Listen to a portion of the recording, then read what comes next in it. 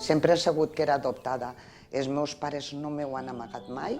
L'única explicació que ells m'han donat, me la crec, diu que es la van donar allí, que era una xiqueta de família B, van dir, que sa mare no la podia mantenir perquè era molt jove. Entonces havien decidit donar-la en adopció, res més. Fins que no va faltar ma mare, no vaig iniciar ninguna cosa, encara que el cuquet sempre el portaves per dins.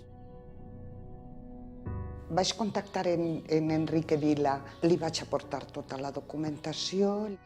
Va dir que tenia una mina entre les mans, que això no ho tenien tots. Jo tenia unes circumstàncies entonces un poquitiu raretes per un familiar que tenia la residència i estava en ell, i recorde que li vaig dir: m'acaben d'enviar que han encontrat a la meva mare biològica.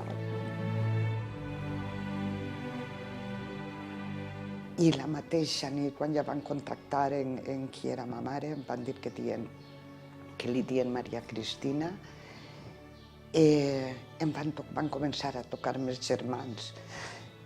I bueno, ahir ja, en estat de xoc, jo no sabia el que era això.